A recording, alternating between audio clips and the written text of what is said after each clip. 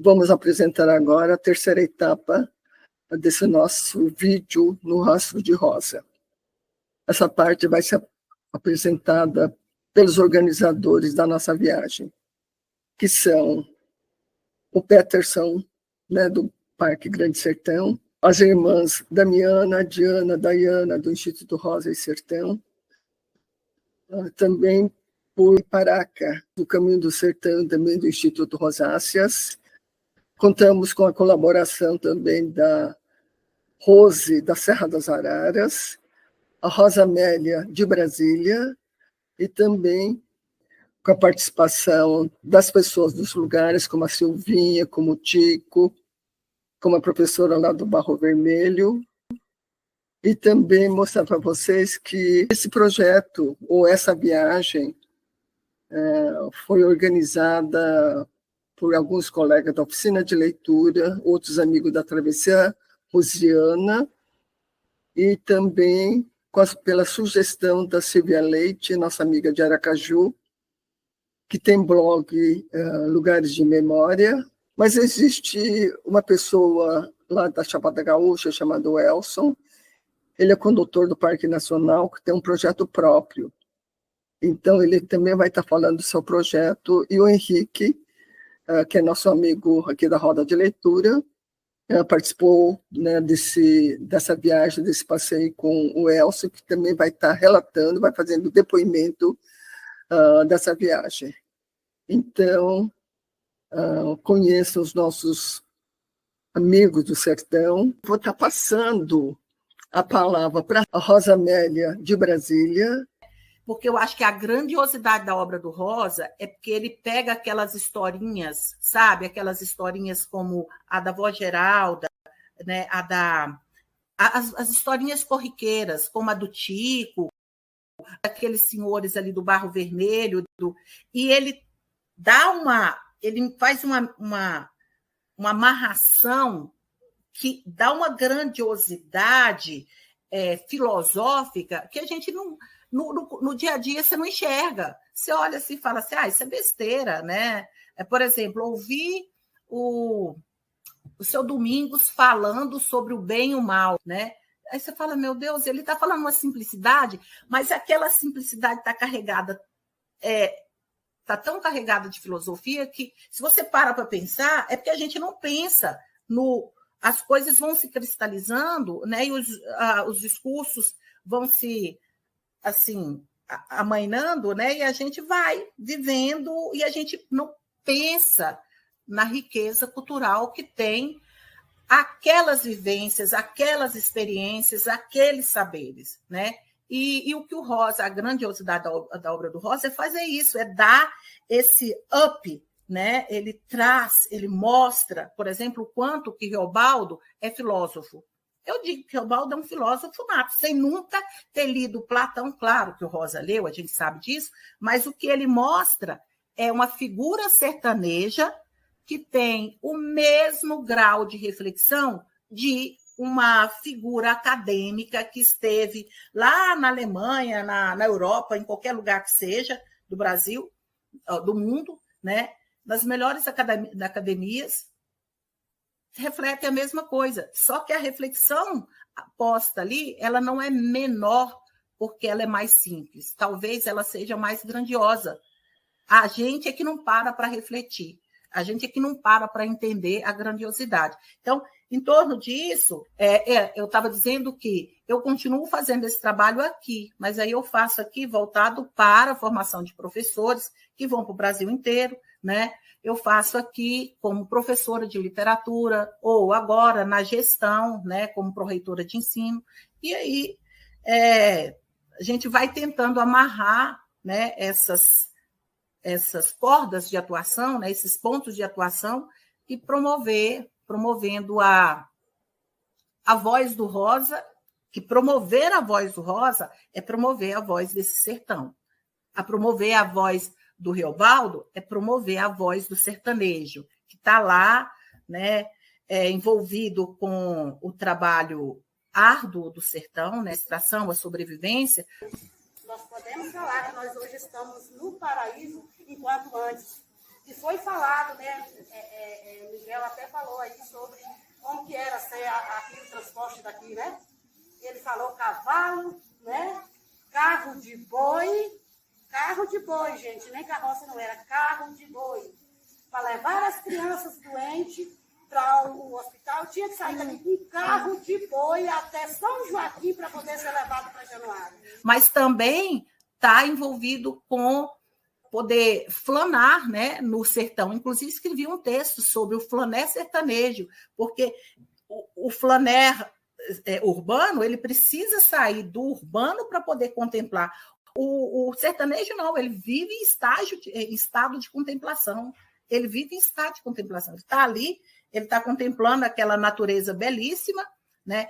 Ele contempla o trabalho dele, ele vive na contemplação, tanto é a prova disso, Riobaldo. E tudo aquilo que está na voz de Riobaldo, o Rosa construiu, né, pelas narrativas que ele ouviu, pelas experiências que ele viveu, pelas experiências dos pais, né, dos parentes. Então, aquilo ali não foi gratuito. O Rosa percebeu a riqueza. Então, eu acho que, assim, às vezes eu fico lendo que o Rosa criou uma linguagem. Eu falo, não, gente, o Rosa não criou, essa linguagem existe, ela está lá. O que o Rosa fez foi criar uma estética voltada para essa linguagem simples do sertanejo, que é rica.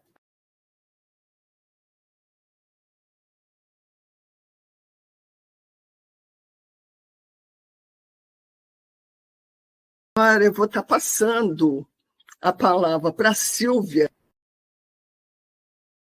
Eu escrevo um blog que se chama Lugares de Memória. Eu queria comentar sobre um aspecto das comunidades que me impressionou muito, que foi o fato do apagamento, né, histórico que existe. As pessoas não conhecem muito bem a origem dos antepassados, não sabe de onde eles vieram, de que fazendas, né? No caso dos quilombolas, de que fazenda eles teriam fugido, e muito menos de onde eles teriam vindo da África, mas conservam, né, tradições culturais. E mais interessante ainda, porque essas tradições, além de ser afrodescendentes, né, essas tradições também têm uma influência tanto indígena como europeia.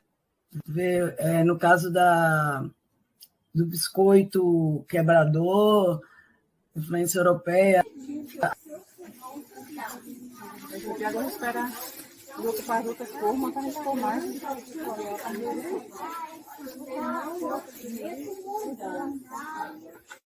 A religiosidade deles, né? A festa de São Sebastião no Morro do Fogo. 20 de janeiro, na parte da manhã, né? Aí sai a procissão de lá com 5 carros de boi, o pessoal de a pé acompanhando com a procissão, rezando, e os carros de boi, os cavaleiros e os outros carros vai ficando tudo mais para trás, dá uma multidão de gente retada nesse dia, que é o dia do festejo. Uhum. E aqui a comida é tudo de graça, né? A comida, o café, aí tem a missa, chega em primeiro lugar, o padre celebra a missa, depois tem os cantorios dentro da igreja também, e continua o dia todinho. A esteira também, que é muito usada na região, a gente chegou a fazer uma oficina de esteira em Buraquinhos. Então, eu achei interessante né, contrapor essas duas realidades, de uma falta de conhecimento histórico, mas uma permanência das tradições. E fiquei com muita vontade de pesquisar um pouco e de tentar descobrir da origem desse pessoal, dessas comunidades. E acho que os pesquisadores científicos podem dar uma resposta muito boa para isso.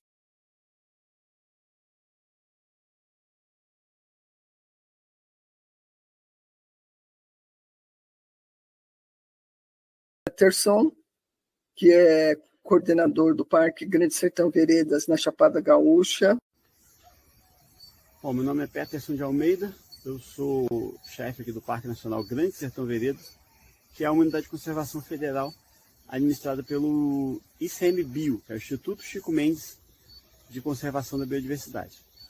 Bom, o ICMBio foi criado em 2007, resumindo muito resumidamente a história, até 2007 o órgão ambiental que coordenava toda essa parte de unidade de conservação e todas as leis e todas as autorizações no Brasil era o IBAMA.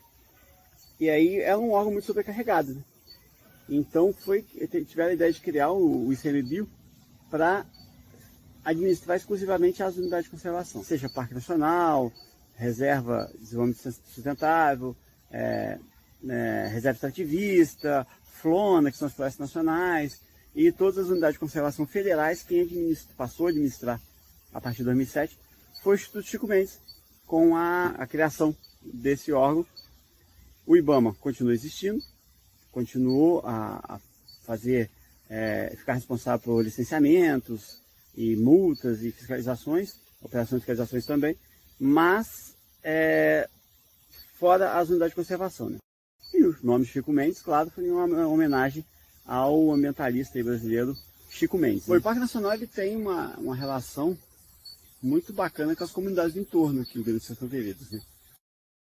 A gente tem um parque estadual, duas unidades de conservação estaduais aqui próximas ao Parque Nacional, que são administradas pelo IEF, né, que é o Instituto Estadual de Florestas, é o órgão ambiental estadual aqui de Minas Gerais, que é a RDS, né, Reserva de Desenvolvimento Sustentável Veredas do Acari, e o Parque Estadual da Serra das Araras. São duas unidades de conservação estaduais que estão aqui no entorno direto com as cidades que fica a sede do Parque Chapada Gaúcha. Ficam no município de Chapada Gaúcha e eles estão bem próximos aqui do Parque Nacional.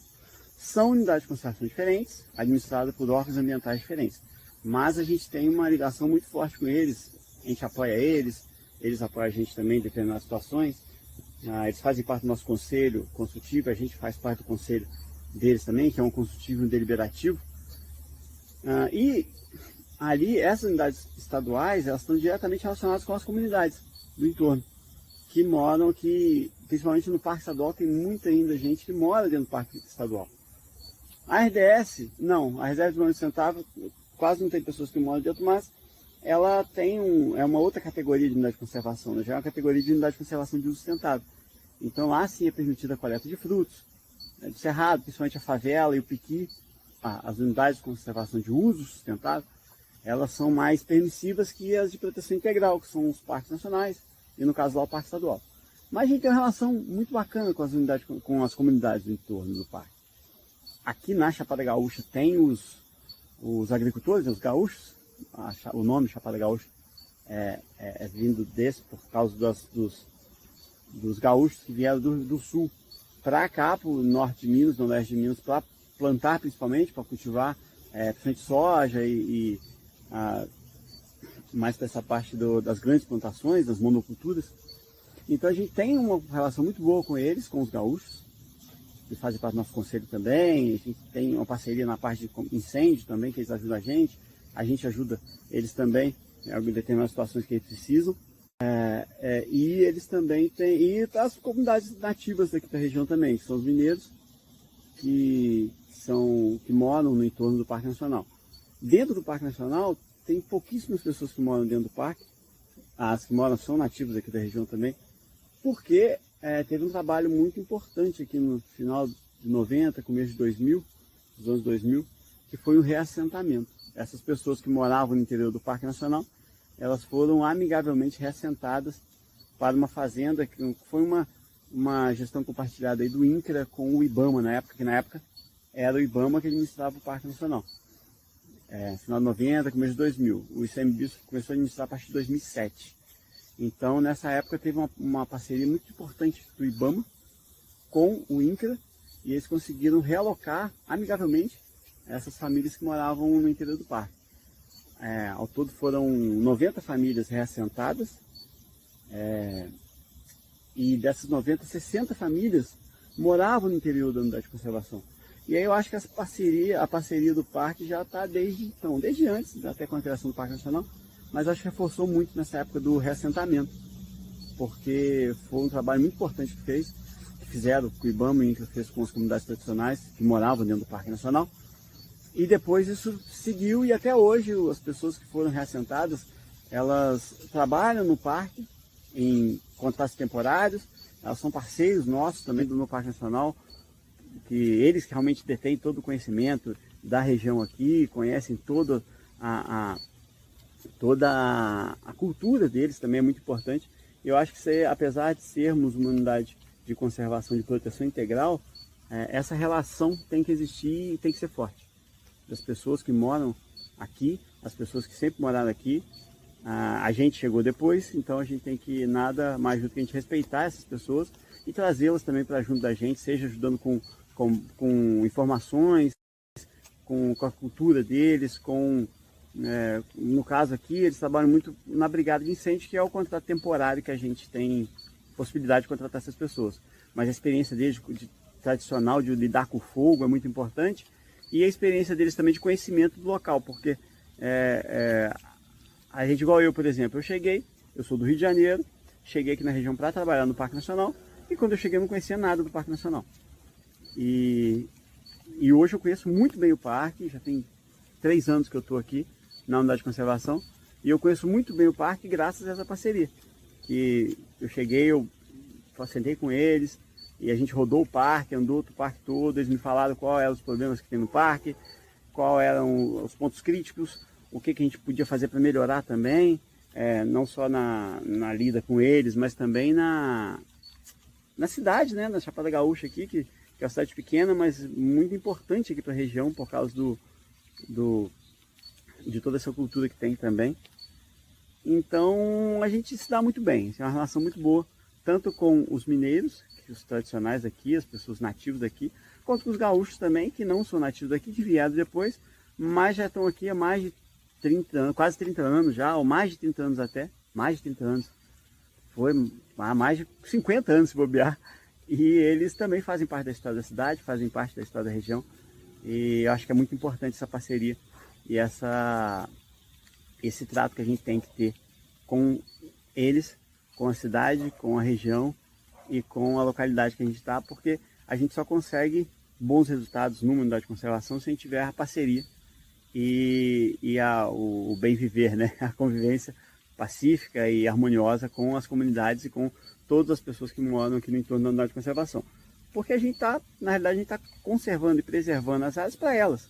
É por um bem maior, por um bem ambiental muito melhor, para o planeta inclusive, mas é uma área de lazer também para eles, é um local que eles podem passear com a família, é um local que a gente pode fazer pesquisas para a região, para melhorar alguma coisa localmente, é um local que a gente pode gerar emprego de certa forma também, pouco, mas a gente consegue gerar esse emprego, e também entender melhor, para melhorar a região, o Parque Nacional, a cidade e a vida deles e a nossa vida. O Parque Nacional, como uma unidade de conservação de proteção integral, ele é mais restritivo do que uma unidade de conservação de uso sustentável. Né? Existem 2 tipos, 2 categorias de unidade de conservação. A proteção integral e a uso sustentável. O uso sustentável é que permite, por exemplo, coleta de frutos, algum uso, principalmente tradicional daquela localidade, daquela área preservada. É uma área preservada ainda, é uma unidade de conservação, mas ela permite alguns usos como coleta de frutos, como pesca, são coisas que não afetam diretamente a unidade de conservação. Que ela tem, que é o uso direto, que é, por exemplo, coleta de fruta é o uso direto. Só que é sob um ordenamento, sob uma coordenação, sob um planejamento de trabalho. O Parque Nacional é uma categoria de conservação de proteção integral, que ela é mais restritiva. É permitido a visitação, é permitido a pesquisa, é permitido o turismo, são permitidas coisas que o uso indireto do Parque Nacional, seja para lazer, para pesquisa, para academia ou para alguma atividade local, mas é o uso indireto. E aqui no Parque Nacional, ele por ter essa característica, ele é permitido o turismo. das coisas. E pesquisa, né? Como eu disse. O turismo no parque é aberto, o parque é aberto de estação, não cobra entrada, qualquer pessoa pode visitar. Não é obrigatório o condutor, o guia, mas a gente sempre orienta ao visitante contratar um condutor local, porque gira economia, porque vai estar acompanhado de uma pessoa que conhece muito bem a região. Se tiver algum problema no veículo, algum problema mecânico, algum problema ali com eles durante a visitação, o condutor é uma pessoa extremamente conhecedora da região, é um nativo da região, e algumas vezes ele até já trabalhou no parque ou até trabalha em algum contrato temporário que a gente tem, seja como brigadista, seja como vigia, que a gente tem algumas funções temporárias no parque que as pessoas podem trabalhar. E a gente sempre orienta as pessoas a contratarem um condutor para fazer toda essa... ajudar também e ter realmente uma vivência, né? Porque uma coisa é você ir num lugar, chegar, tirar foto e ir embora. Outra coisa é você ter a vivência, conversar com o local, você está acompanhado da pessoa que conhece a flora, a fauna, está acompanhado da pessoa que sabe da literatura, no nosso caso aqui do Guimarães Rosa, né? E então uma pessoa que conhece muito bem a região, o nativo dali, né? A gente tem aproximadamente uns 30 condutores credenciados, todos nativos da região, todos muito bom conhecedores do parque e não só do Parque Nacional, mas da região como um todo aqui da cidade e do entorno também. Outra atividade que acontece no parque é a pesquisa. Hoje a gente tem uma pesquisa bem grande, inclusive acontecendo, a principal que a gente tem no parque hoje, que é uma instituição, uma ONG, que ela chama OnSafari, e ela pesquisa principalmente onças e lobo-guará. São os grandes carnívoros do Cerrado, né? E eles têm um trabalho muito bacana, inicialmente com câmeras, né? Que eles espalharam câmeras de pesquisa pela unidade de conservação. E elas câmeras ficam filmando dia e noite os animais. Tem um sensor de movimento, quando o bicho passa, ela capta a imagem, ele faz vídeo e fotos. E é um estudo muito importante que a gente tem no parque, até para saber quais animais que frequentam o parque, eventualmente quais que vão para fora e retornam, quais que vêm de fora e permanecem ou retornam também, que os animais... O parque é uma unidade de conservação, não é um zoológico, ele não é cercado. Ele não tem muros, não tem grades. É aberto. Tem uma cerca, claro, um limite, mas ele é aberto de uma forma que a fauna consiga transitar. E aí essa pesquisa do OnSafari é muito bacana porque ela identifica, a gente tem uma ideia hoje de quantas onças tem no parque, quantos lobos-guará, quais são elas, quais espécies que tem, no caso de grandes felinos, né? A gente tem a onça preta e a pintada, que é a mesma espécie, com uma característica genética, né? A onça pintada, ela tem uma característica genética que deixa ela preta, que a gente fala que é o melanismo, e ela se torna uma onça melânica, que é a onça preta, ou a pantera, que o pessoal chama também, e que a onça pintada e a preta é a mesma espécie, só tem essa característica genética que deixa ela preta. Assim como tem um animal albino, que ele perde a pigmentação, tem o melânico, que ele adquire a tonalidade preta no pelo. E não tem só onça não, pode acontecer com outros animais também, mas aqui o mais famoso é a onça preta, né? A pantera negra, que o pessoal fala, mas é a onça. E aí a gente tem a pintada, a preta, a parda, e tem outros felinos também, como o gato palheiro, como o gato morisco, a jaguatirica, que são animais que frequentam o parque da fauna do Cerrado, nativo do Cerrado, que tem aqui no Parque Nacional. Fora outros animais também, como tamanduá, lobo-guará, cachorro do mato, o porco, né, o queixada e o cateto, emas, aves de toda cor, né, passarinhos de toda cor e todo tipo. E é muito bacana essa pesquisa, que a gente consegue fazer um levantamento. A pesquisa é focada em onças e lobos-guará, mas pela característica dela de ter as câmeras, a gente consegue ter um levantamento de outros animais também que frequentam o parque, que vivem no Parque Nacional. Então é muito legal isso. Tem outras pesquisas também, uma pesquisa, um estudo hídrico que a gente está fazendo, uma pesquisa de solo também, tem um rapaz que pesquisa formiga, tem outro que pesquisa aves, mas a maior que a gente tem, com uma frequência maior também, é essa das onças. E eu fiquei muito feliz, né? Eu já queria fazer essa conexão dos amantes do Guimarães com o parque, né? Sempre tem as pessoas que vêm, mas eu desde o começo já sabia que seria incrível, e quando você estiver aqui, realmente comprovou isso, só comprovou. E assim, se todas as pessoas que vêm no parque, visitam o parque, pudesse ter essa interação que a gente teve aqui agora, acho que seria muito legal. Isso, com certeza, a apresentação de vocês, os relatos, gostei muito e também, com certeza, vai fazer eu conseguir melhorar ainda mais a experiência das pessoas aqui no parque. Obrigado.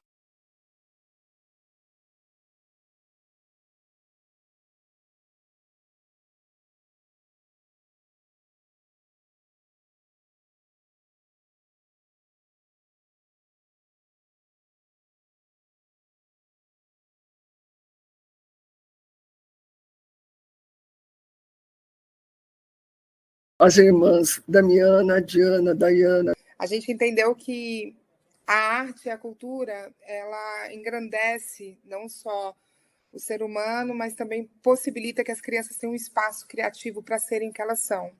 Então, a partir da praça e da ideia de formar espaços poéticos, os espaços públicos, a gente inicia o ponto de cultura.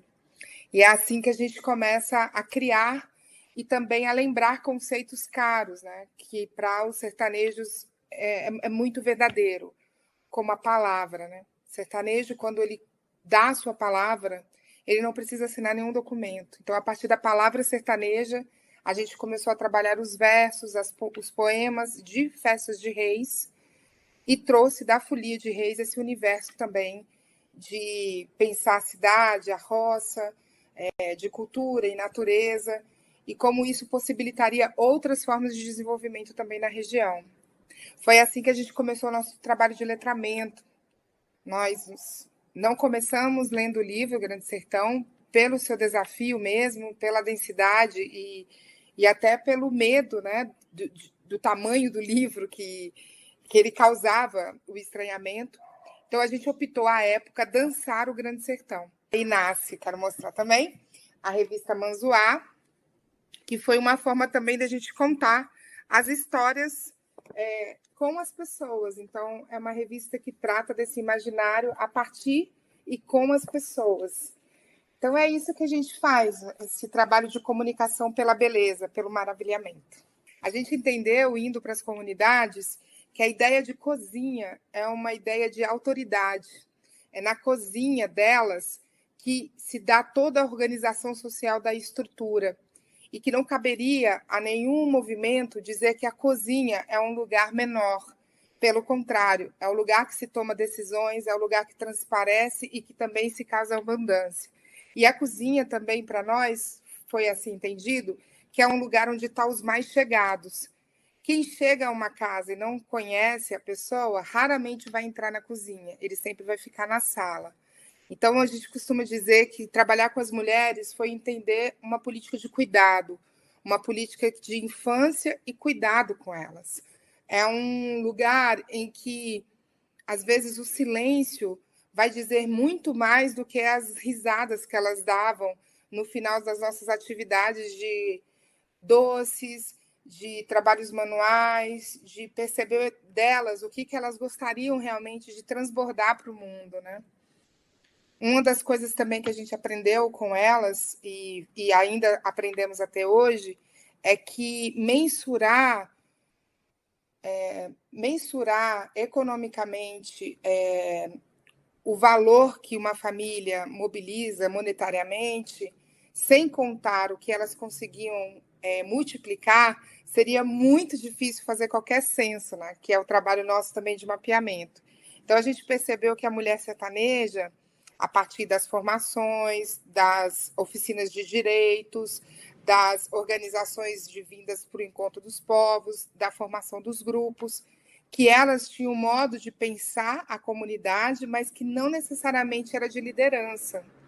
E que, para construir esse lugar de liderança delas, a gente precisava entender com elas qual que era o lugar que elas se sentiam mais felizes. Então, a gente percebeu que o lugar de liderança da mulher sertaneja é quando ela está falando do rio. O rio, para ela, é muito importante, porque é dali que ela tira a água, tira o sustento e tira tudo. Então, falar do rio era muito fácil para elas. A gente entendeu também, e aí é um aprendizado que eu gostaria também de registrar, que elas se dão muito bem nos cultos, nas partes religiosas, dos festejos, e é um lugar que ela se sente à vontade de falar. Ele era muito perseguido, estava na mão de bandido, ele apanhou muito, muito, muito. E aí pegaram ele e deram uma senhora para cuidar dele. Essa senhora com o nome de Irene. Aí que o padre falou que isso tem tudo a ver, que eu, sem conhecimento nenhum, o nome de Irene, e peguei esse carro, né? Sem conhecimento, que eu não tenho conhecimento nenhum também não, tenho a fé. Eu creio muito em Deus, né? E aí pela fé eu consigo. Eu não tenho estudo, eu faço pela fé. Eu acredito em Deus e Ele vai inspirando a gente, né? Vai dando sabedoria. Elas não sentem vontade de falar muito nas decisões comunitárias, do que vai fazer com o dinheiro, do que vai fazer com o trator, do que vai fazer da ata, mas elas observam tudo. Então, a gente trouxe muito isso para dentro do Rosa Sertão. Prazer estar aqui com vocês. Falar desse território para vocês aí que estão vindo de fora é lindo, assim. A Day acabou de chegar aqui para poder completar, vai ser bom. A gente vai finalizar com música. E acho que mostrar isso, a beleza desse território. Como a Dani falou, a gente já está aqui no território já há 18 anos, trabalhando com cultura, meio ambiente, e o turismo também. E a gente vem dessa pegada, né? De também trazer, falando um pouco desse sertão, mas também na leveza, com amor, com a música. E para a gente, assim, quando a gente recebeu vocês, que eu falei, né? Eu tinha falado que o desafiador Leo Guimarães, mas a gente está aqui aprendendo e é muito bom quando vocês vêm conhecer um pouco do território só na leitura, mas quando vocês colocam na prática dessa vivência, né, de conhecer uma vereda, de conhecer as coisas do sertão e onde Guimarães fala desse território, para a gente também é muito bonito. Então a gente gostaria de mostrar para vocês um pouquinho. Eu acho que a nossa pegada é a questão da música, né? E quando a gente traz a música, eu acho que agrega tudo que a gente fala desse território. Então, chegamos aqui, hoje está o encontro das três, que apareceu a Daya, Olá. A Rosa. Olá, Rosa, sua bonita. E a gente vai poder mostrar um pouquinho, né, Daya? Acho que um pouco da música para vocês. A Damiana citou aqui do Buriti Minha Palmeiras, acho que essa música, além de fazer ninar as crianças, acho que é um acalento, é um mantra, e que remete a nós aqui, a música do sertão. E ela chega nos corações, diretamente aqui do sertão, para vocês que estão assistindo. Essa música para ela, Bonitinha Palmeiras? Queria, assim, só fechar, então, com a música de vocês.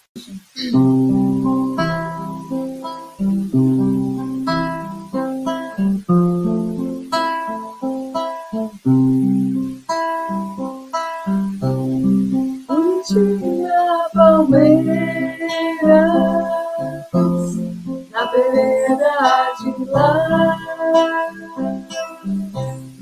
fazendo a banda esquerda, olhos de ondas do mar. Bonitinha Palmeiras,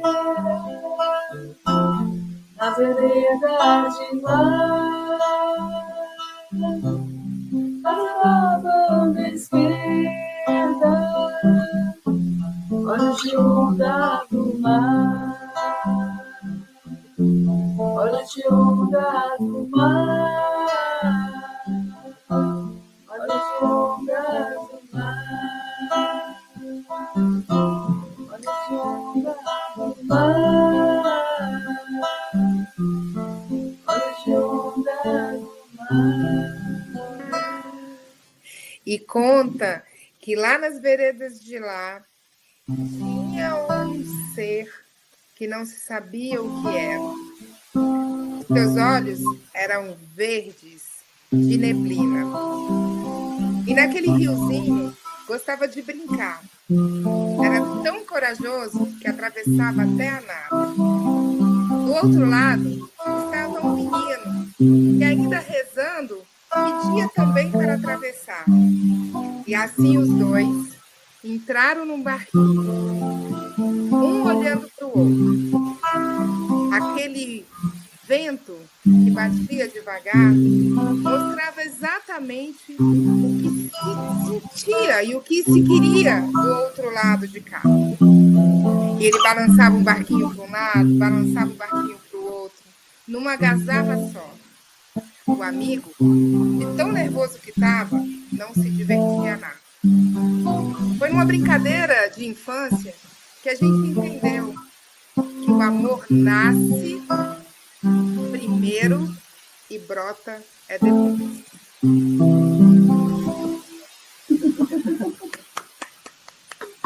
Linda!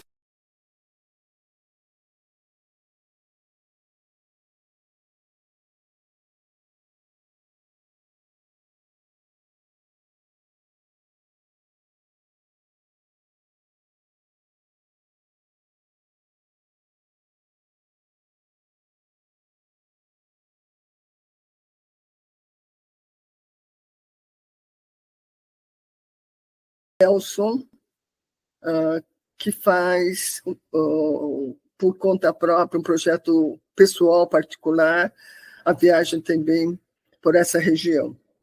Olá, tudo bem? Eu sou Elson Barbosa, condutor ambiental aqui do Grande Sertão Veredas. Bom, essa árvore aqui é o jatobá, né? Vocês estão vendo aí o jatobá. Ele é nativo, típico aqui do Cerrado, né? Esse domínio Cerrado. E o pessoal aqui da comunidade extrai a seiva do jatobá, eles chamam de vinho de jatobá, para a prevenção de várias doenças, né? E aqui ele está pingando aqui, ó. Dá para ver aqui que ele tá pingando aqui automaticamente dali, ó. Ele vai escorrendo a seiva, né? É muito rico em tanino, né?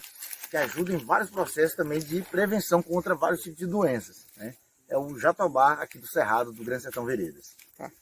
Então ela vem lá de cima, isso. Esse curso que ela faz, né? E pinga aqui de forma natural.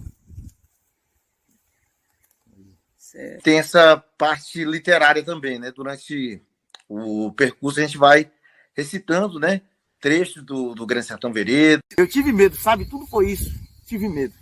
Enxerguei os confins do rio do outro lado, longe, longe, com medo e vergonha. E aqui estamos aqui para receber vocês aí com muito carinho, né? Apresentar aí o nosso sertão literário, né? É multidisciplinar, aprende botânica, aprende, né, literatura, enfim, para que, né, fortaleça as comunidades tradicionais, né? O pessoal valorize, né, todo o território, né? E ajude também a proteger, né? Que a gente colocando esses personagens para conhecer, principalmente e suma importância, conhecer para poder preservar.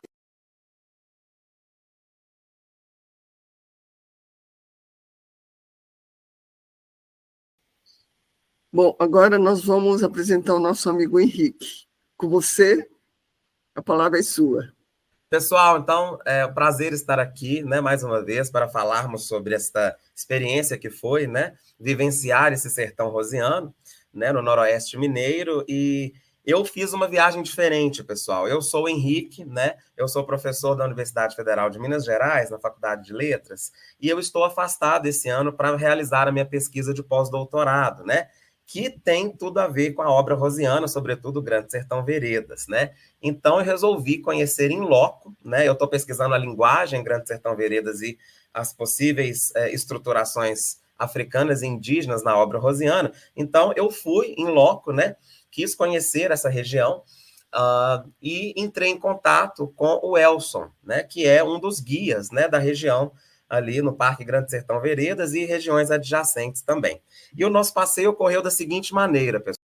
Primeiro dia, nós fomos à Serra das Araras, né? Então, nós atravessamos a vereda Santa Catarina, nós fomos até a Gruta do Coração. No final desse dia, uma chuva, né, nos pegou no caminho de volta e nós fomos ainda, mesmo com o tempo nublado, nós fomos à vereda do Feio, né? Quer dizer, que não tem nada de feia, que é maravilhosa, né? Fomos, nadamos, entramos nas águas, né, a caixa d'água do Cerrado, né? E ficamos lá um tempo e depois voltamos. Este dia também é importante falar, nós encontramos com a Rose, pessoal. E a Rose nos deu uma aula sobre Antônio Dó.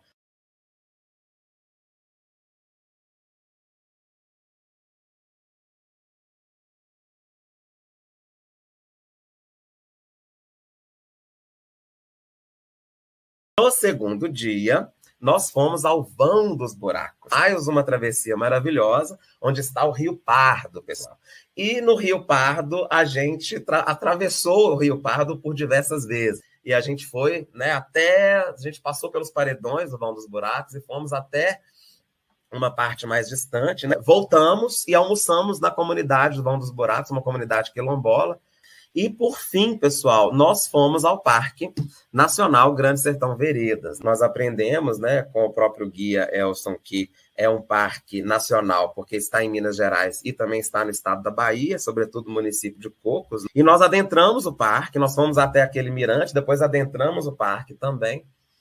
E fomos até os Três Irmãos. Subimos esse morro Três Irmãos, né? Alguns não conseguiram subir, mas nós conseguimos ir até o topo. E quando chegamos naquele topo e avistamos aquela imensidão, me veio logo na mente aquela frase do Grande Sertão Veredas: cidade acaba com o sertão. Acaba? E aí esse acaba, né? Essa pergunta ficou na minha cabeça. Será que acaba mesmo, né? E o que a gente está fazendo para que isso não acabe, né? Para que a cidade não acabe com o sertão, né? Então, e foi nessa hora que caiu aquela ficha, né? Que quando a gente estuda a obra rosiana, a gente sempre lê muito, né? Que o sertão rosiano não é um sertão desértico, né? Que não é um sertão da Caatinga, que é um sertão mais aquoso. E assim, subir nesse Morro Três Irmãos, pessoal, avistar um pico lá na frente, que já era o estado da Bahia, estar ali no estado de Minas Gerais e vendo aquela imensidão cheia de veredas, aí realmente eu pude comprovar que realmente o sertão rosiano não é um sertão de Caatinga, né? É um sertão aquoso, é um sertão de vida, de água, né? Onde existem aí as maravilhosas veredas, que são essas caixas d'água, né, do nosso cerrado, né? Que estão tão ameaçadas né, que a gente possa, né, reverter toda essa situação, né, ameaçadora. E é isso, pessoal. Com isso eu fico aqui com esse meu depoimento, agradecendo, né, a oportunidade de estar aqui falando para vocês. E não deixando de falar também que no meio do caminho, né, eu encontrei com a Rosa, eu encontrei com a Nelly e eu encontrei também com o Marcos e o Ivan, né? Nós nos encontramos ali em João Pinheiro e continuamos a travessia, porque elas também estavam fazendo essa travessia, mas com outro grupo, né? Então, agradeço muito a amizade de todos, muitíssimo obrigado pela oportunidade de estar aqui falando com vocês.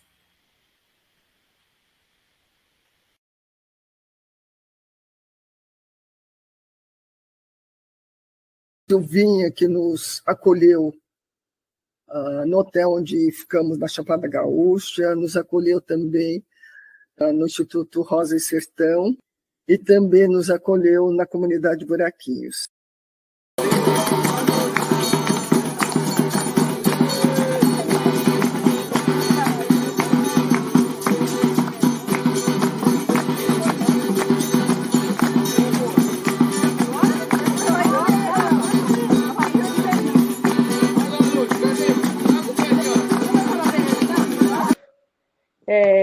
Pelo relato de todos aí, já devo perceber o quanto vocês gostaram, e isso é muito honroso para nós. Desde o hotel Ares do Sertão, onde vocês ficaram hospedados, que eu trabalho, a minha comunidade quilombola dos Buraquinhos. Dizer que foi uma honra receber vocês na nossa comunidade. Passamos informações para vocês, mas pode ter certeza que aprendemos muito com vocês. As meninas que eu recebi lá na minha casa, no Recanto Familiar, foi assim um prazer a gente ter batido aquele papo ali, sentado ali na mesa, ali na área, e conversado bastante. E ainda continuo conversando aqui com elas aqui pelo WhatsApp, somente a Jane e a Silvia. Dizer para vocês assim que foi maravilhoso receber vocês na nossa comunidade e apresentar um pouco da nossa cultura para vocês. E é isso, eu não sou de falar muito assim, não tenho muitas palavras para falar. Eu falo mais quando as pessoas vão me perguntando, aí eu vou passando alguma informação, mas não sou muito assim de falar muito, assim, de expressar muito a minha emoção, mas fiquei muito feliz. Desde o dia quando o Petros me chamou, que eu sou condutora ambiental também, chamou, a gente foi lá no CEMBio, na sede, e ele falou um pouco sobre esse projeto, e que a Almi também, que trabalha na nossa comunidade com a gente lá. Eu já fiquei ansiosa, e a nossa comunidade também, algumas moradoras ali, foi a primeira vez que receberam turista em casa. Eu já estou mais acostumada, que eu tenho meu recanto familiar lá onde eu já recebo. Mas, assim, já conversei, a gente teve a oportunidade de encontrar esses dias com um grupo de mulheres, conversei com elas, todas elas ficaram muito felizes pela humildade que vocês eram. A gente estava ansioso, assim, tipo, preocupada como a gente ia receber vocês na nossa casa.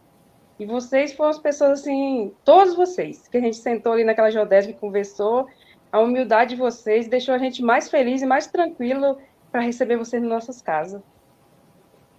E é isso.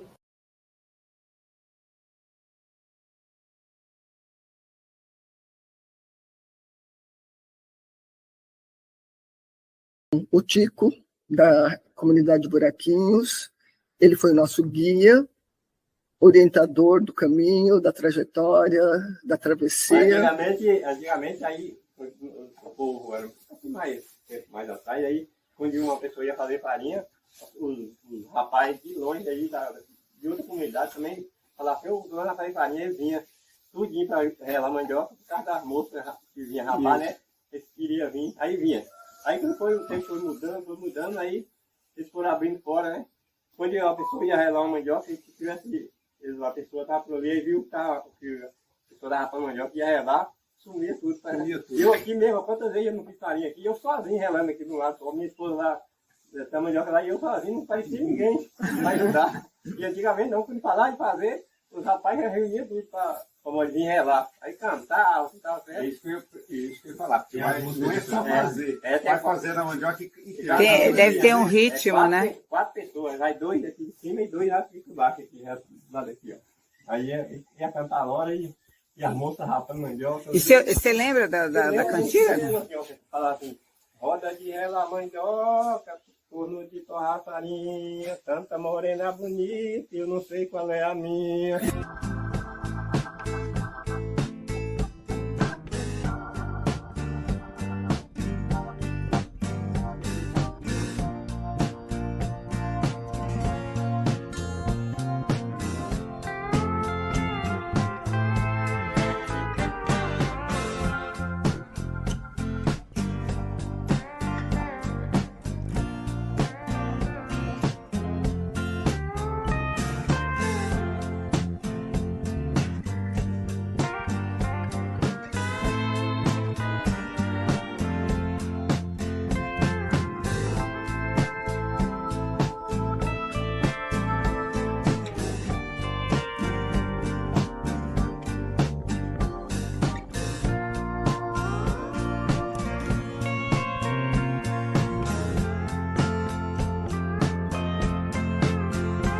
Rose, da Serra das Araras. A ação das bordadeiras, ela surge em 2004 com uma oficina da Fundação Banco do Brasil, uma agência lá de desenvolvimento local da cidade de Arinos, trouxe o projeto da Fundação Banco do Brasil, que era uma capacitação que era realizada pelas Matizes Dumont, que é um grupo de bordadeiras lá de Pirapora, e aí elas vêm fazer essa capacitação com bordado, que na verdade seria um resgate do modo de fazer que já existia na região, né? As mulheres já faziam esses pontos, mas assim em casa, né? De forma para a família, para os objetos, para os panos de pratos, enxoval das crianças.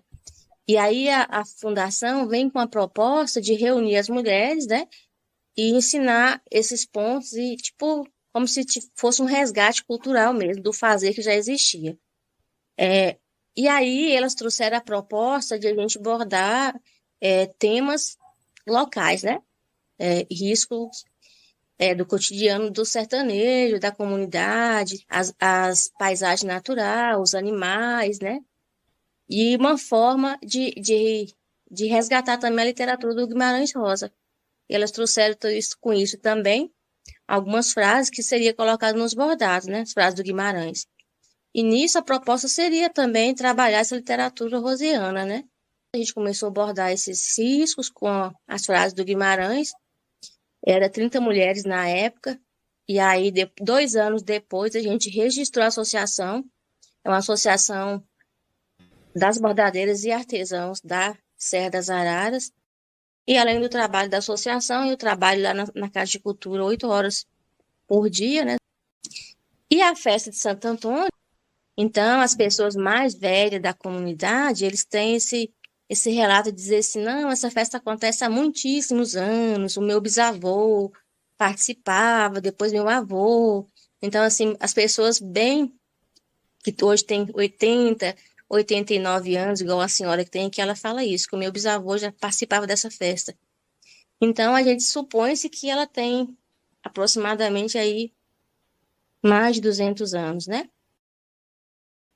E um outro historiador da região, o Brasiliano Braz, ele fala que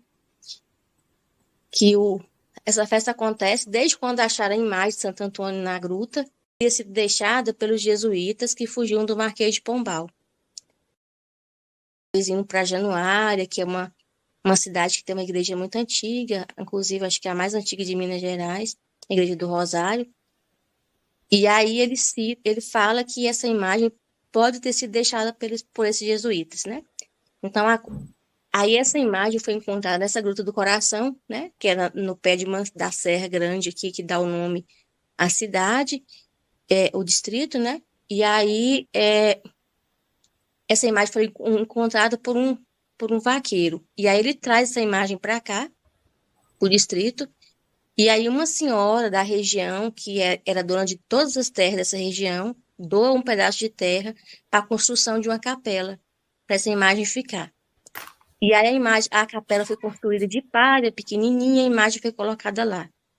E aí conta-se uma lenda que essa imagem, no outro dia, havia desaparecido. E aí o vaqueiro, ele volta lá na serra e ela está no mesmo lugar que ele achou. E aí ele traz de volta para o distrito, que na época era só um lugar bem, né, longe de casas, assim, né? As casas mais próximas eram a 5, 6 quilômetros de distância. E aí conta que repetiu 3 vezes, e essa imagem só ficou nessa capelinha quando veio um padre de São Francisco na época e abençoou ela. E aí essa imagem ficou nessa capela que era de palha, que depois foi construída de adobe, né, e telha artesanal, que era feita nas coxas, assim, uma telha artesanal que era típica daqui da região. E aí, há 2 anos atrás agora, muito recente, a igreja encontra uma imagem de Santo Antônio muito antiga lá nessa igreja matriz, essa igreja do Rosário em Januária. E aí eles mandaram analisar, né, fazer uma restauração nessa imagem, e descobre que ela é muito antiga, e a igreja conta que essa imagem é a imagem que teria sido sumida aqui do distrito da Serra das Araras. E essa imagem hoje está lá na igreja.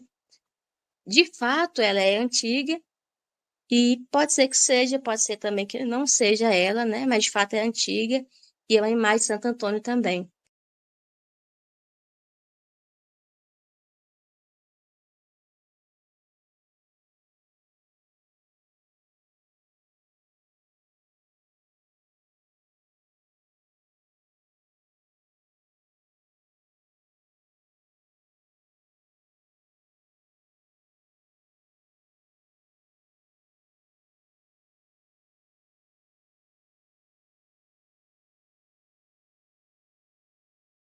Essa festa acontece todos os anos, assim, começa do dia 1º de junho até dia 13. Então, eles rezam 13 dias a novena a Santo Antônio. Aí eles chamam de trezenas, que há um tempo atrás era rezada, né, em latim, um latim que as senhoras aprenderam assim, de forma oral.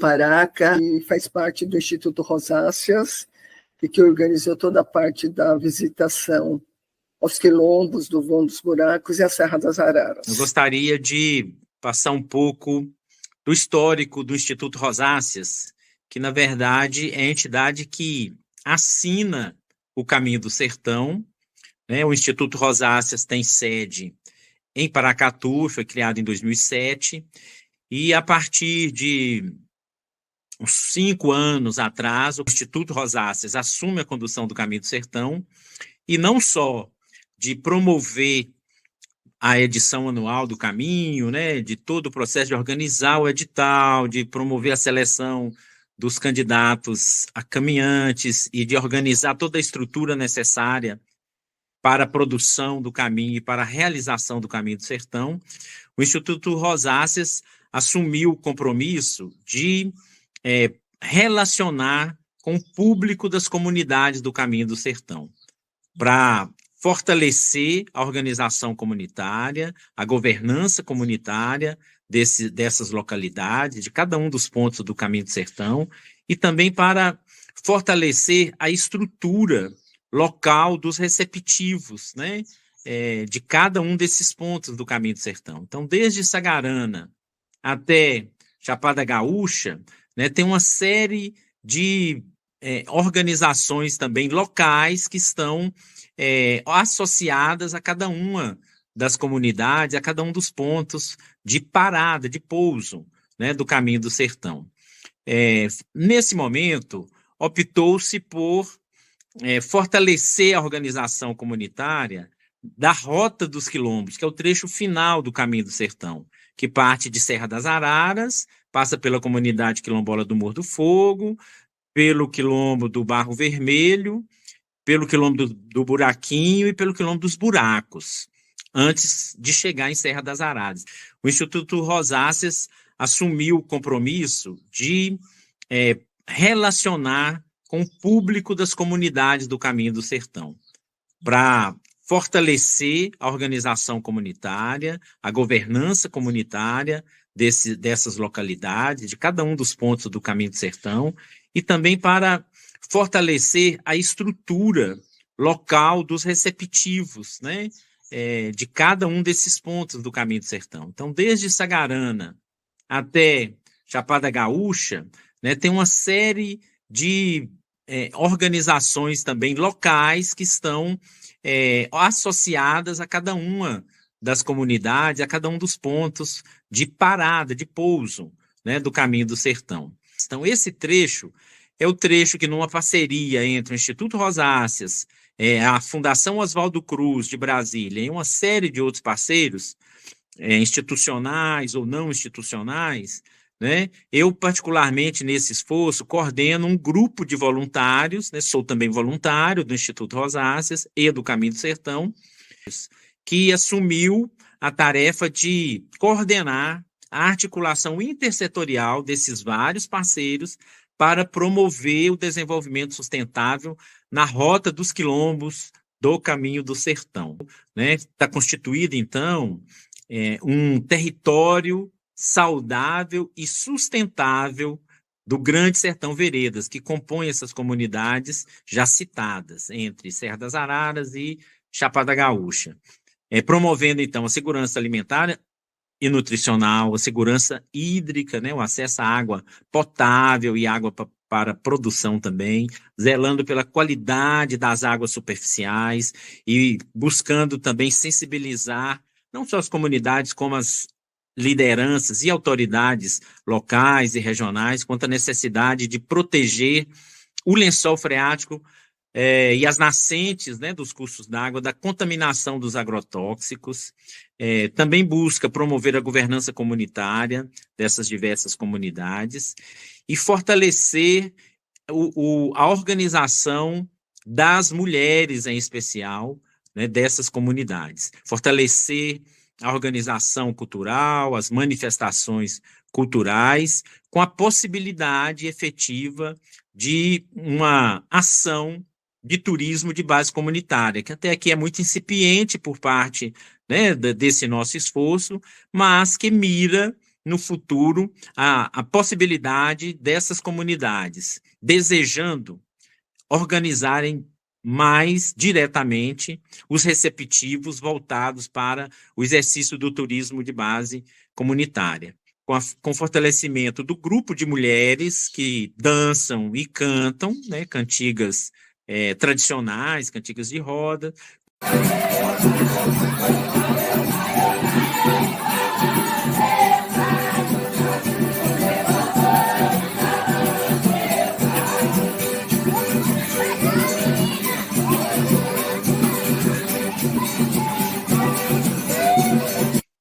Aqui em Serra das Araras, né, tem uma coordenação central, tem uma base, tem a subsede do Instituto Rosáceas, tem uma outra base do Instituto Rosáceas no quilombo dos Buraquinhos. Nessas duas bases, nós temos também um trabalho de inclusão digital com uma ONG parceira que tem sede em Brasília, que é Programando o Futuro, e também junto com a Copa Base, com a cooperativa de base comunitária com sede em Arinos, né, que atua regionalmente, tem uma frente de agroecologia que tem presença em todas essas comunidades e já tem 6 bases agroecológicas, 7 bases, na verdade, agroecológicas, implantadas nesse trecho do Caminho do Sertão, né, que alcança o conjunto dessas comunidades. Então, a gente tem uma base agroecológica em processo final de implantação, todas elas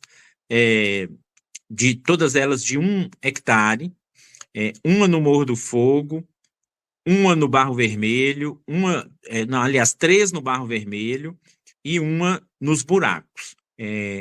2 no buraquinho. Fala aí, Tico, como é que é o processo aqui da... Aqui, na verdade, esse projeto é de 1 hectare de maracujá e acerola e goiaba, né? Mas só como minha área aqui não deu o tamanho suficiente para 1 hectare, aí eu decidi sair só de meio hectare. Aí a metade de maracujá e metade de acerola e goiaba, que nunca nem implantou, que tá faltando as mudas chegar, né? Tem a parte de outra parte, né, para plantar acerola e goiaba, e essa aqui foi do maracujá. Esse projetinho aí, na verdade, aqui na região, aqui na comunidade, ninguém nunca experimentou um projeto desse, né? Aí, então está em andamento. E as mudas e as sementes? Como é que... As mudas foi a Copa Base também que adquiriu. Eles dão. Certo. Nossa, que projeto bonito. Não, tem umas coisas interessantes que aqui não tem só maracujá, né? Tem que ver. Aqui, na verdade, é plantado...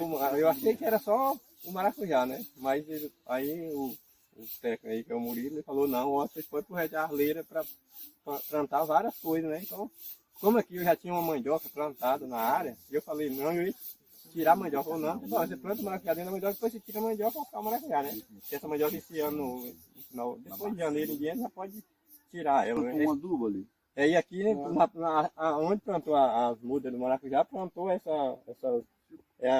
cortalária, né? Que é um adubo do Bancão Verde. Portanto, esse é o conjunto das ações coordenadas pelo Instituto Rosáceas, né, que implantou em cada uma dessas comunidades uma geodésica sertaneja multifuncional, que é uma tecnologia social certificada pela Fundação Banco do Brasil, plantou cozinhas comunitárias, né, em cada um desses espaços, e está avançando para a instalação, como já existe no buraquinho, de uma mini estação solar, né, para a produção de energia elétrica, que vai sustentar, né, esses equipamentos públicos, né, por assim dizer, comunitários em cada uma dessas localidades. Portanto, esse é o esforço articulado pelo Instituto Rosáceas aqui na Rota do Caminho do Sertão, na Rota dos Quilombos. E o fortalecimento cultural, né, se dá com o fortalecimento dos grupos de folia e também com os grupos dos músicos que tocam o lundu e o samba de roda, o samba de terreiro, que comunga, então, as manifestações culturais, né, religiosas e também as profanas. Portanto, esse é o trabalho desenvolvido pelo Instituto Rosáceas aqui no Grande Sertão Veredas, nesse recorte das comunidades quilombolas da Rota do Caminho, que estão agrupadas no programa Território Saudável e Sustentável Grande Sertão Veredas, que é ancorado pela Fiocruz e que contempla, que articula diversos outros parceiros institucionais e não institucionais, muitos voluntários ao longo, né, do tempo, aqui nesse território.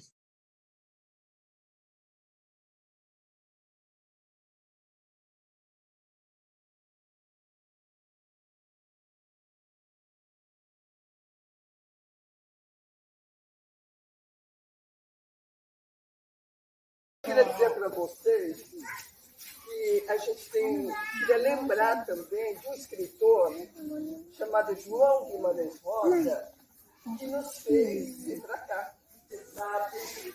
E por saber, Guimarães Rosa mostrou. Eu queria fazer uma simples homenagem, que é um homem dia da morte dele. Ele morreu com 59 anos. Desde o começo, o trabalho aqui com as comunidades, né, quem nos trouxe para cá foi também a obra do escritor João Guimarães Rosa, do Caminho do Sertão, que a gente criou o Caminho do Sertão a partir da obra do Guimarães Rosa.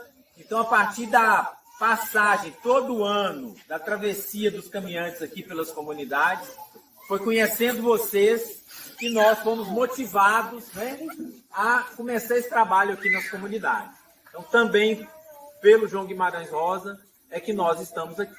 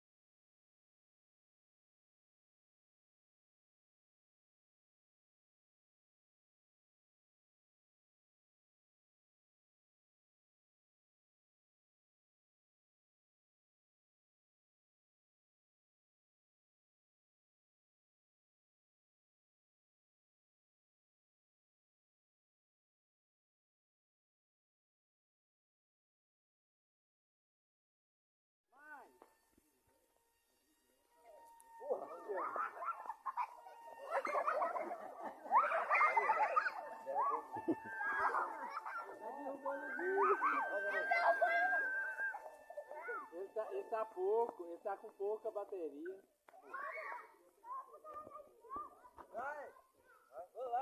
1, 2, 3, bora, Chabão! Aê! Feliz Natal pra todos! Aê, Feliz Natal, gente!